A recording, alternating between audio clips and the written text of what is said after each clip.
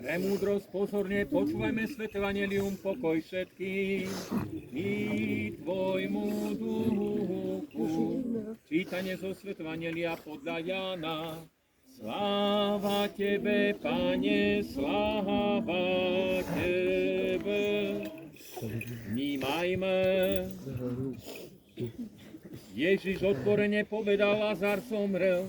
A kvôli vám sa radujem, že som tam nebol, aby ste uverili. Keď Marta počula, že prichádza Ježiš, išla mu naproti. Mária zostala doma.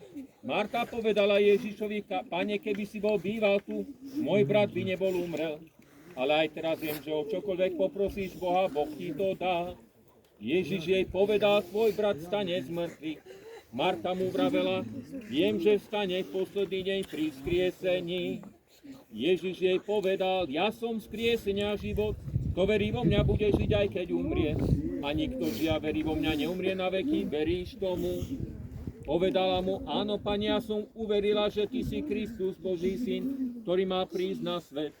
Ako to povedala, odišla, zavolala svoju sestru Máriu a potichu jej vravela, učiteľ je tu a volá ťa. Marta mu vyšla naproti. Keď Židia, čo boli s ňou v dome a potešovali, uvideli, že Mária rýchlo vstala, vyšla von, pobrali sa za ňou, lebo si mysleli, ide sa vyplakať k hrobu.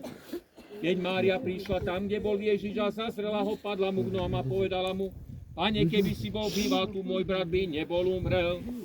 Keď Ježiš videl, ako plačú aj Židia, čo s ňou prišli, zachvel sa v duchu a zrušený sa opýtal, kde ste ho uložili.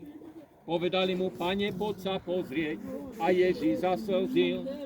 Židia povedali, hľa, koho miloval, no niektorí z nich hovorili, a nemohol ten, čo otvoril oči slepému, robiť, aby tento nezomrel.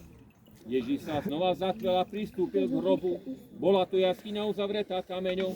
Ježiš povedal, odvalte kameň. Marta, sestra mŕtvého, mu povedala, Pane, už páchne, veď je už 4 dní v hrobe. Ježiš jej vravel, nepovedal som ti, že ak uveríš, uvidíš Božiu slávu. Odvalili teda kameň. Ježiš pozvol oči k nebu a povedal, Otče, ďakujem ti, že si ma vypočul. A ja som vedel, že ma vždy počuješ, ale hovorím to kvôli ľudu, čo tu stojí, aby uverili, že si ma ty poslal. Keď to povedal, zvolal veľkým hlasom, Lazár, poď von. A mŕtvy vyšiel. Nohy a ruky mal ovinuté plátnom a tvár obviazanú šatkou. Ježiš im povedal, porozvezujte ho, nechajte ho odísť. Mnohí z tých Židov, čo prišli k Márii a videli, čo urobil, uverili v neho. Sláva tebe, Pane, sláva tebe. Modlíme sa k Pánovi, Pane, zmiluj sa. Spomen si, Pane Bože náš, na svojho služobníka Tomáša, ktorý zomrel na deň vzkriesenia večný život. Odpusť mu všetky tresty za hriechy, zbav ho večných múk a pekelného ohňa. Hoci aj zrešil, predsa od teba neodstúpil. Ale veril Otca i Syna i Svätého Ducha, v Trojiceho slavného Boha, preto mu buď milostivý a udeľ mu odpočinutie medzi svätými. Lebo ty jediný si Boh milosrdenstva, dobroty a lásky, a tebe Otcu i Synu i Svätému Duchu vzdávame slavu teraz i vždycky na veky vekov. Amen.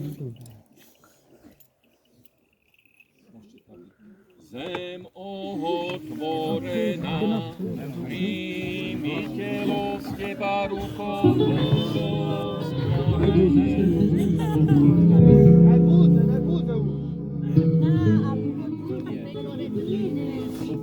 Počkaj, ja skončím to. Ktoré sa dnes k tebe vracia, lebo duša na obraz Boží učinená, odišla k stvoriteľovi. Vy teda príjmite ho ako svoje. Tu men karna sa na niekde. Na čukerem bara. Hej.